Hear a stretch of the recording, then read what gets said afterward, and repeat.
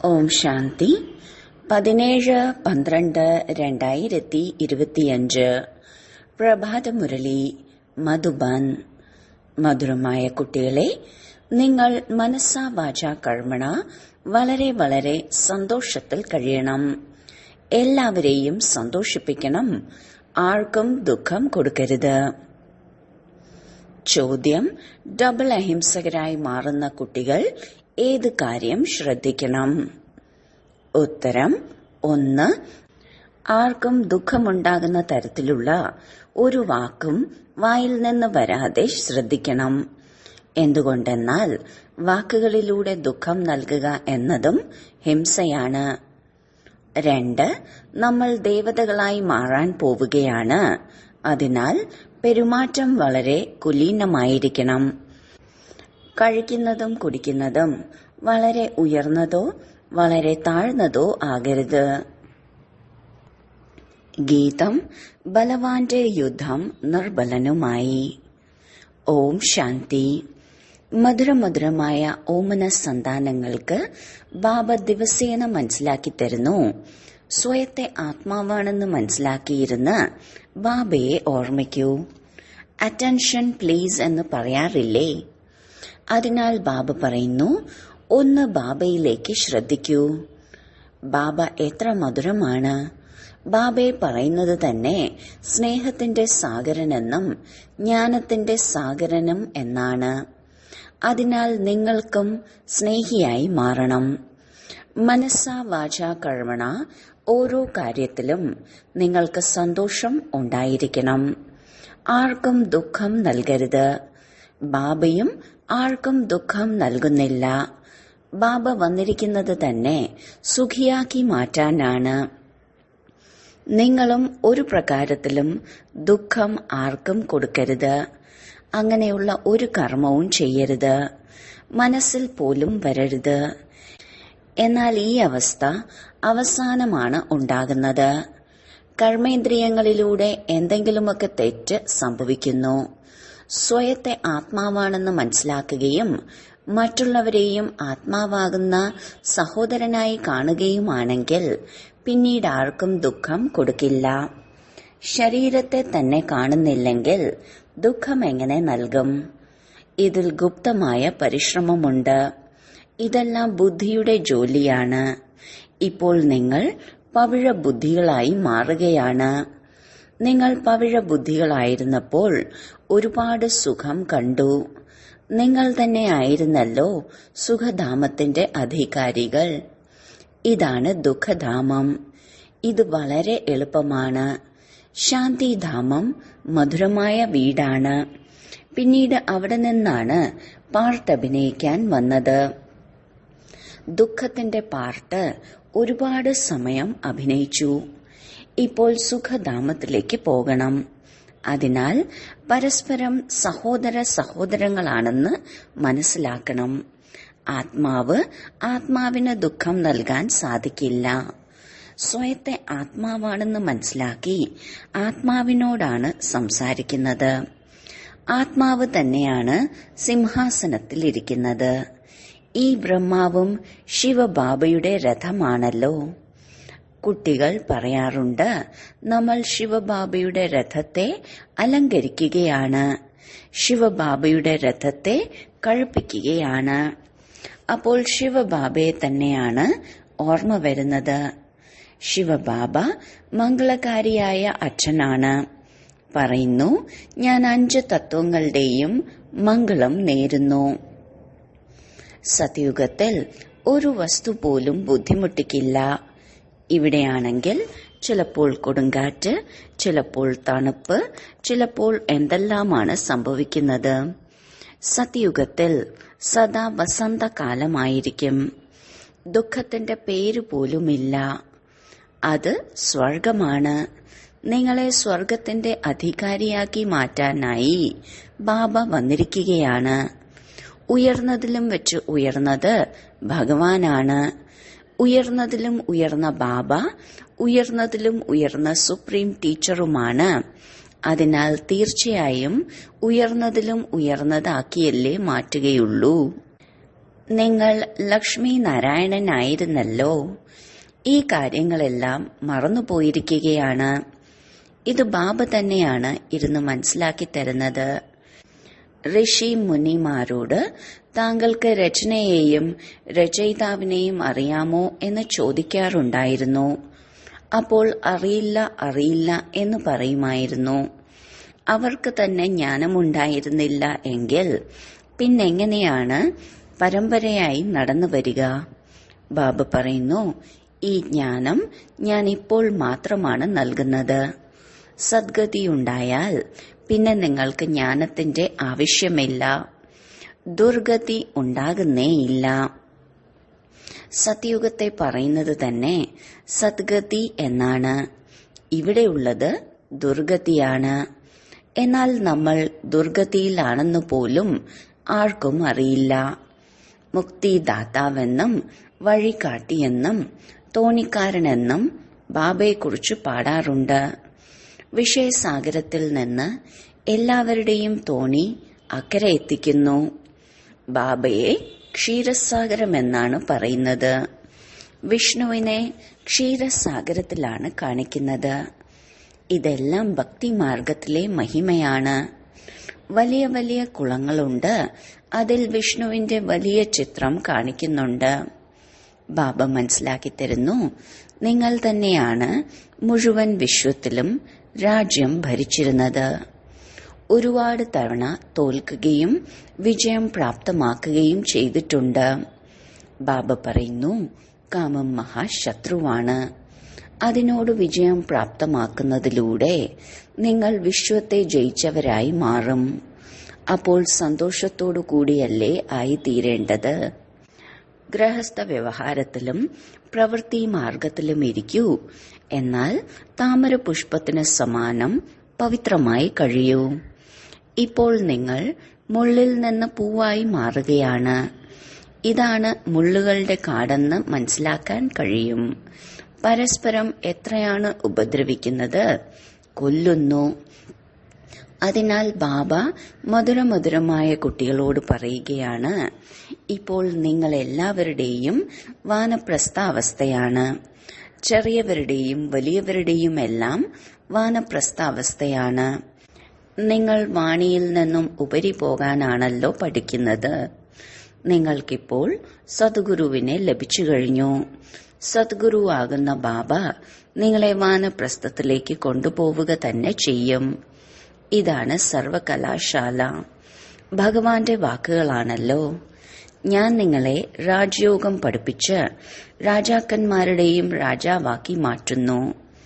പൂജ്യരായിരുന്ന രാജാക്കന്മാർ തന്നെയാണ് പൂജാരിയായ രാജാക്കന്മാരായി മാറുന്നത്.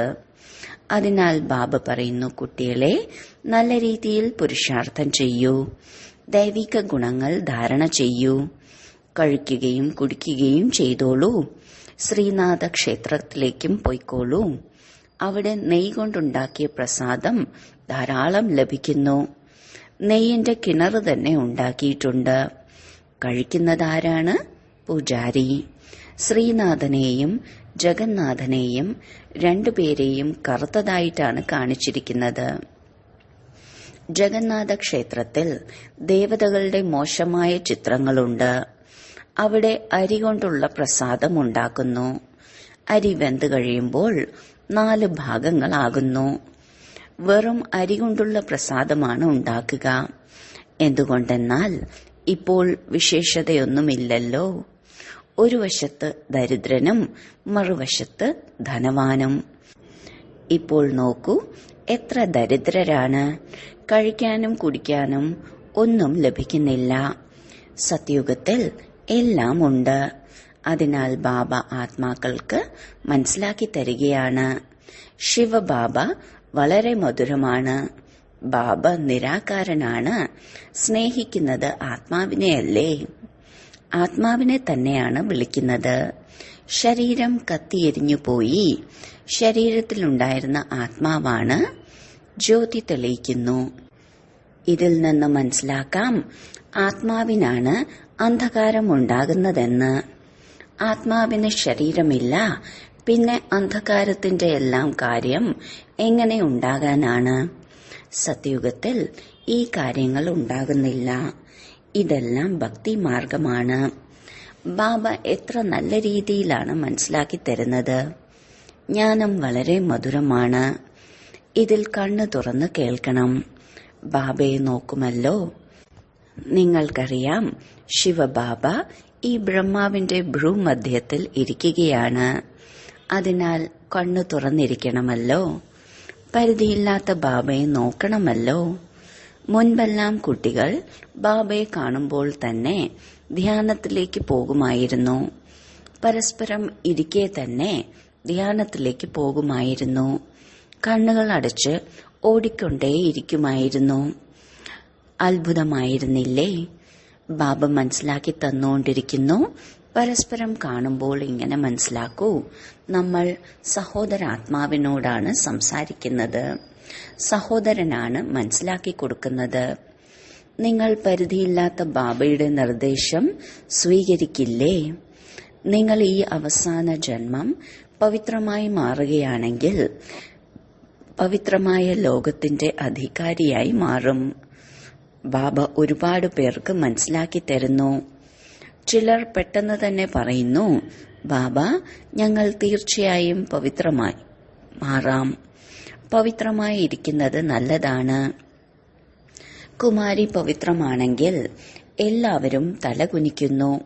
വിവാഹം കഴിക്കുമ്പോൾ പൂജാരിയായി മാറുന്നു. എല്ലാവരുടെ മുന്നിലും തല കുനിക്കേണ്ടതായി വരുന്നു. അപ്പോൾ പവിത്രത നല്ലതല്ലേ? പവിത്രതയുണ്ടെങ്കിൽ ശാന്തിയും സമ്പത്തും ഉണ്ട്. മുഴുവൻ ആധാരവും പവിത്രതയിലാണ്. അല്ലയോ പതിത പാവന, വരൂ എന്ന് വിളിക്കുന്നുമുണ്ട്. പാവനമായ ലോകത്തിൽ രാവണൻ ഉണ്ടാകുന്നില്ല. അത് രാമരാജ്യമാണ്. എല്ലാവരും ഒറ്റക്കെട്ടായിരിക്കും. ധർമ്മത്തിന്റെ രാജ്യമാണ്. പിന്നെ എങ്ങനെ രാവണൻ വന്നു? രാമായണമെല്ലാം എത്ര സ്നേഹത്തോടെയാണ് ഇരുന്ന് കേൾപ്പിക്കുന്നത്. ഇതെല്ലാം ഭക്തിയാണ്. അപ്പോൾ കുട്ടികൾ സാക്ഷാത്കാരത്തിൽ നൃത്തമാടാൻ തുടങ്ങുന്നു. സത്യത്തിന്റെ തോണിയെക്കുറിച്ചുള്ള മഹിമയുണ്ട്. ഇളകും, എന്നാൽ മുങ്ങില്ല. മറ്റൊരു സത്സംഗങ്ങളിലും പോകുന്നതിന് വിലക്കില്ല. ഇവിടെ എത്രയാണ് പിടിച്ചു നിൽക്കുന്നത്? ബാബ നിങ്ങൾക്ക് ജ്ഞാനം നൽകുന്നു. നിങ്ങൾ ബ്രഹ്മകുമാരനും ബ്രഹ്മകുമാരിയുമായി മാറുന്നു. തീർച്ചയായും ബ്രാഹ്മണനായി മാറണം. ബാബ സ്വർഗം സ്ഥാപിക്കുന്നവനാണ്. അതിനാൽ നമ്മളും തീർച്ചയായും സ്വർഗത്തിലെ അധികാരികളായിരിക്കണം. നമ്മൾ എന്തിനാണ് നരകത്തിൽ കിടക്കുന്നത്? ഇപ്പോൾ മനസ്സിലാക്കുന്നു, നമ്മളും പൂജാരികളായിരുന്നു. ഇപ്പോൾ വീണ്ടും 21 ജന്മങ്ങളിലേക്ക് വേണ്ടി പൂജ്യരായി മാറുന്നു. 63 ജന്മം പൂജാരിയായി മാറി. ഇപ്പോൾ വീണ്ടും നമ്മൾ പൂജ്യരും സ്വർഗത്തിന്റെ അധികാരിയുമായി മാറും. ഇത് നരനിൽ നിന്ന് നാരായണനായി മാറാനുള്ള ജ്ഞാനമാണ്. ഭഗവാനുവാചയാണ്, ഞാൻ നിങ്ങളെ രാജാക്കന്മാരുടെയും രാജാവാക്കി മാറ്റുന്നു. പതീതമായ രാജാക്കന്മാർ പാവനമായ രാജാക്കന്മാരെ നമിക്കുകയും വന്ദിക്കുകയും ചെയ്യും. ഓരോ രാജാക്കന്മാരുടെയും കൊട്ടാരങ്ങളിൽ ക്ഷേത്രങ്ങൾ തീർച്ചയായും ഉണ്ടായിരിക്കും. അതും രാധാകൃഷ്ണന്റെ, അല്ലെങ്കിൽ ലക്ഷ്മി നാരായണന്റെ, അതുമല്ലെങ്കിൽ സീതാരാമന്റെ. ഇന്നത്തെ കാലത്ത് ഹനുമാന്റെയും ഗണപതിയുടെയും ക്ഷേത്രങ്ങൾ ഉണ്ടാക്കുന്നു. ഇപ്പോൾ നിങ്ങൾ മനസ്സിലാക്കുന്നുണ്ട്, വാസ്തവത്തിൽ നമ്മൾ തന്നെയാണ് രാജ്യം ഭരിച്ചത്. പിന്നീട് വാമമാർഗത്തിൽ വീഴുന്നു. നിങ്ങളുടെ ഈ ജന്മം അന്തിമമായ ജന്മമാണെന്ന് ഇപ്പോൾ ബാബ മനസ്സിലാക്കി തരുന്നു. മധുരമധുരമായ കുട്ടികളെ, ആദ്യം നിങ്ങൾ സ്വർഗത്തിലായിരുന്നു. പിന്നീട് ഇറങ്ങി താഴ്ന്ന അവസ്ഥയിലേക്ക് വന്നിരിക്കുകയാണ്. നിങ്ങൾ പറയും, നമ്മൾ വളരെ ഉയർന്നവരായിരുന്നു. വീണ്ടും ബാബ നമ്മളെ ഉയർന്നതാക്കി മാറ്റുകയാണ്. നമ്മൾ ഓരോ 5000 വർഷം കൂടുമ്പോൾ പഠിച്ചു വരുന്നു. ഇതിനെയാണ് ലോകത്തിന്റെ ചരിത്രവും ഭൂമിശാസ്ത്രവും ആവർത്തിക്കുക എന്ന് പറയുന്നത്. ബാബ പറയുന്നു, ഞാൻ നിങ്ങൾ കുട്ടികളെ വിശ്വത്തിന്റെ അധികാരികളാക്കി മാറ്റുകയാണ്. മുഴുവൻ വിശ്വത്തിലും നിങ്ങളുടെ രാജ്യമായിരിക്കും. ഗീതത്തിലുമുണ്ടല്ലോ, ബാബ അങ്ങ് നൽകുന്ന രാജ്യം മറ്റാർക്കും തട്ടിയെടുക്കാൻ സാധിക്കില്ല എന്ന്. ഇപ്പോൾ എത്ര വിഭജനമാണ്! വെള്ളത്തിന്റെ പേരിൽ, ഭൂമിയുടെ പേരിൽ കലഹിച്ചുകൊണ്ടിരിക്കുന്നു. അവനവന്റെ പ്രദേശത്തെ സംരക്ഷിച്ചുകൊണ്ടിരിക്കുന്നു. സമ്മതിക്കുന്നില്ലെങ്കിൽ കുട്ടികൾ കല്ലെറിയാൻ തുടങ്ങും. ഇവർ നവയുഗ യോദ്ധാക്കളായി ഭാരതത്തെ രക്ഷിക്കുമെന്ന് അവർ മനസ്സിലാക്കുന്നു. ആ യോദ്ധാക്കളുടെ ശക്തിയാണ് ഇപ്പോൾ കാണിച്ചുകൊണ്ടിരിക്കുന്നത്. ലോകത്തിന്റെ അവസ്ഥ എങ്ങനെയാണെന്ന് നോക്കൂ. രാവണന്റെ രാജ്യമല്ലേ? ബാബ പറയുന്നു, ഇത് ആസുരീയ സമ്പ്രദായമാണ്. നിങ്ങളിപ്പോൾ ദൈവിക സമ്പ്രദായത്തിലുള്ളവരായി മാറുകയാണ്. എങ്ങനെയാണ് വീണ്ടും ദേവതകളുടെയും അസുരന്മാരുടെയും യുദ്ധമുണ്ടാകുന്നത്? നിങ്ങൾ ഡബിൾ അഹിംസകരായി മാറുകയാണ്. ദേവതകൾ ഡബിൾ അഹിംസകരാണ്. ദേവീ ദേവതകളെ ഡബിൾ അഹിംസകരെന്നാണ് പറയുന്നത്. അഹിംസാപരമായ ദേവീ ദേവതാ ധർമ്മം എന്നാണ് പറയുന്നത്. ബാബ മനസ്സിലാക്കി തന്നു, ആർക്കെങ്കിലും വാക്കുകളിലൂടെ ദുഃഖം നൽകുന്നതും ഹിംസയാണ്. നിങ്ങൾ ദേവതകളായി മാറുമ്പോൾ ഓരോ കാര്യത്തിലും രാജകീയത വേണം. കഴിക്കുന്നതും കുടിക്കുന്നതും ഒരുപാട് ഉയർന്നതോ വളരെ ലഘുവോ ആകരുത്. ഏകരസമായിരിക്കണം. രാജാക്കന്മാർ വളരെ കുറച്ചു മാത്രമേ സംസാരിക്കുകയുള്ളൂ. പ്രജകൾക്കും രാജാക്കന്മാരോട് വളരെയധികം സ്നേഹമുണ്ടാകും. ഇവിടെ നോക്കൂ, എന്താണ് അവസ്ഥ? എത്ര പ്രക്ഷോഭങ്ങളാണ്! ബാബ പറയുന്നു, ഇങ്ങനെയുള്ള അവസ്ഥ ഉണ്ടാകുമ്പോഴാണ് ഞാൻ വന്ന് വിശ്വത്തിൽ ശാന്തി സ്ഥാപിക്കുന്നത്. എല്ലാവരും ചേർന്ന് ഒന്നാകണമെന്ന് ഗവൺമെന്റും ആഗ്രഹിക്കുന്നുണ്ട്. എല്ലാവരും സഹോദരന്മാരാണെങ്കിലും ഇത് നാടകമാണല്ലോ. ബാബ കുട്ടികളോട് പറയുന്നു, നിങ്ങൾക്കൊരു ചിന്തയും വേണ്ട. ധാന്യങ്ങൾക്കിപ്പോൾ ബുദ്ധിമുട്ടുണ്ട്. സത്യയുഗത്തിൽ ധാന്യങ്ങൾ ഒരുപാടുണ്ടായിരിക്കും. പൈസയില്ലാതെ എത്ര വേണമെങ്കിലും എടുക്കാൻ സാധിക്കും. ഇപ്പോൾ അങ്ങനെയുള്ള ദൈവികമായ രാജധാനിയാണ് സ്ഥാപിക്കുന്നത്. ഒരു രോഗങ്ങളും വരാത്ത തരത്തിലാണ് നമ്മുടെ ആരോഗ്യത്തെയും നോക്കുന്നത്. ഇത് ഗ്യാരണ്ടിയാണ്. പെരുമാറ്റവും ദേവതകളെ പോലെയാക്കി മാറ്റുന്നു. മന്ത്രിമാർക്കും അതേപോലെ മനസ്സിലാക്കി കൊടുക്കണം. യുക്തിയോടുകൂടി മനസ്സിലാക്കി കൊടുക്കണം. അഭിപ്രായമൊക്കെ നന്നായി എഴുതും, എന്നാൽ താങ്കളും മനസ്സിലാക്കൂ എന്ന് പറഞ്ഞാൽ പറയും സമയമില്ല എന്ന്. താങ്കൾ വലിയ ആളുകൾ പറയുകയാണെങ്കിൽ പാവപ്പെട്ടവരുടെയും മംഗളമുണ്ടാകും. ബാബ മനസ്സിലാക്കി തരുന്നു, ഇപ്പോൾ എല്ലാവരുടെയും തലയ്ക്ക് മുകളിൽ കാലനാണ്, അതായത് മരണമാണ്. ഇന്ന് നാളെ എന്ന് പറഞ്ഞ് കാലൻ വിഴുങ്ങും. നിങ്ങൾ കുംഭകർണനെ പോലെയായി മാറിയിരിക്കുകയാണ്. കുട്ടികൾക്ക് മനസ്സിലാക്കി കൊടുക്കുന്നതിൽ വളരെ ആനന്ദവും ഉണ്ടാകുന്നുണ്ട്. ബാബ തന്നെയാണ് ഈ ചിത്രങ്ങളെല്ലാം ഉണ്ടാക്കിപ്പിച്ചത്. ദാദയ്ക്ക് ഈ ജ്ഞാനമുണ്ടായിരുന്നില്ല. നിങ്ങൾക്ക് സമ്പത്ത് ലൗകികത്തിലും പാരലൗകികത്തിൽ നിന്നുമാണ് ലഭിക്കുന്നത്. അലൗകിക ബാബയിൽ നിന്ന് സമ്പത്ത് ലഭിക്കുന്നില്ല. ഈ ദാദ ദല്ലാളാണ്. ദാദയ്ക്ക് സമ്പത്തില്ല. പ്രജാപിത ബ്രഹ്മാവിനെ ഓർമ്മിക്കരുത്. ബ്രഹ്മാവിൽ നിന്ന് നിങ്ങൾക്കൊന്നും ലഭിക്കുന്നില്ല. ബ്രഹ്മാവും പഠിക്കുകയാണ്. സമ്പത്തുള്ളത് ഒന്ന് പരിധിയുള്ളതും മറ്റൊന്ന് പരിധിയില്ലാത്ത അച്ഛനുമാണ്. പ്രജാപിത ബ്രഹ്മാവ് എന്താണ് നൽകുന്നത്? ബാബു പറയുന്നു, എന്നെ ഓർമ്മിക്കൂ. ഈ ബ്രഹ്മാവ് രഥമല്ലേ? രഥത്തെ ഓർമ്മിക്കണ്ടല്ലോ. ഉയർന്നതിലും വെച്ച് ഉയർന്നത് ഭഗവാനാണെന്ന് പറയുന്നു. ബാബ ആത്മാക്കൾക്കിരുന്ന് മനസ്സിലാക്കി തരികയാണ്. ആത്മാവ് തന്നെയാണല്ലോ എല്ലാം ചെയ്യുന്നത്. ആത്മാവ് ഒരു ശരീരം ഉപേക്ഷിച്ച് മറ്റൊന്ന് എടുക്കുന്നു. സർപ്പത്തിന്റെ ഉദാഹരണമുണ്ടല്ലോ. നിങ്ങൾ തന്നെയാണ് വേട്ടാളന്മാർ. ജ്ഞാനത്തിന്റെ ബൂം ചെയ്യൂ. ജ്ഞാനം കേൾപ്പിച്ച് നിങ്ങൾക്ക് ആരെ വേണമെങ്കിലും വിശ്വത്തിന്റെ അധികാരികളാക്കി മാറ്റാൻ സാധിക്കും. വിശ്വത്തിന്റെ അധികാരിയാക്കി മാറ്റുന്ന ബാബയെ എന്തുകൊണ്ട് ഓർമ്മിക്കില്ല? അപ്പോൾ ബാബ വന്നിരിക്കുകയാണ്. അതിനാൽ എന്തുകൊണ്ട് സമ്പത്തെടുത്തുകൂടാ? സമയം കിട്ടുന്നില്ല എന്ന് എന്തുകൊണ്ട് പറയുന്നു? നല്ല നല്ല കുട്ടികൾ സെക്കൻഡിൽ മനസ്സിലാക്കും. ബാബ മനസ്സിലാക്കി തന്നു. മനുഷ്യർ ലക്ഷ്മിയുടെ പൂജ ചെയ്യുന്നു. ലക്ഷ്മിയിൽ നിന്ന് എന്താണ് ലഭിക്കുന്നത്?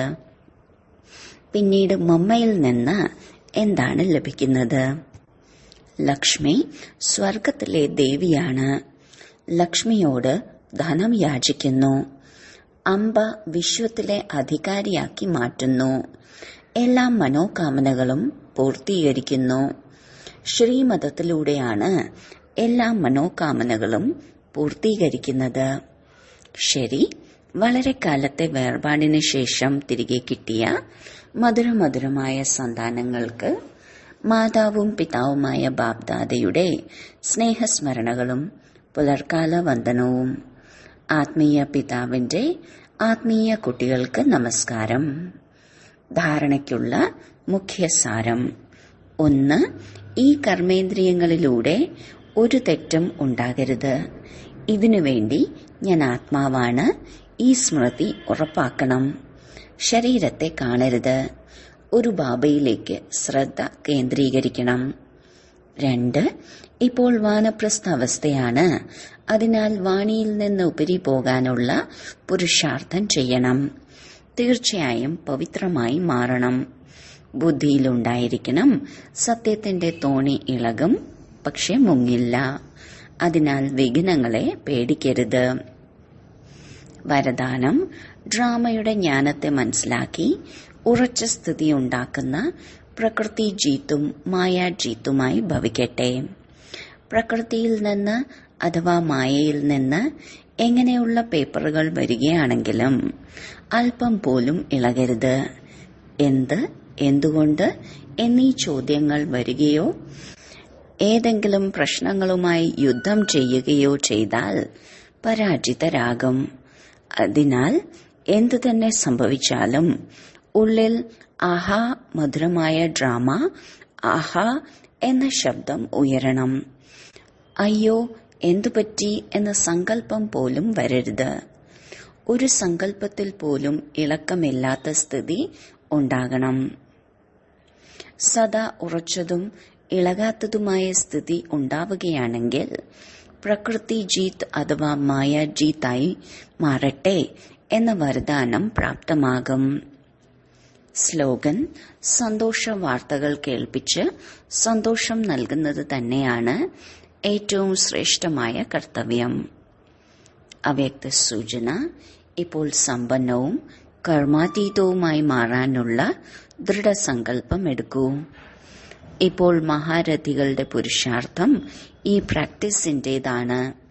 ഇപ്പോഴിപ്പോൾ കർമ്മയോഗി, ഇപ്പോഴിപ്പോൾ കർമാതീത സ്ഥിതി. പഴയ ലോകത്ത് അവസാനത്തെ ഈ പഴയ ശരീരത്തിൽ വരുന്ന ഏതെങ്കിലും അസുഖങ്ങൾ നിങ്ങളുടെ ശ്രേഷ്ഠ സ്ഥിതിയെ ഇളക്കരുത്. സ്വചിന്തനം, ജ്ഞാനചിന്തനം, ശുഭചിന്തകരായി മാറുന്നതിനുള്ള ചിന്തനം എന്നിവ ചെയ്യുന്നതിനെയാണ് കർമാതീത സ്ഥിതി എന്ന് പറയുന്നത്. ഓം ശാന്തി.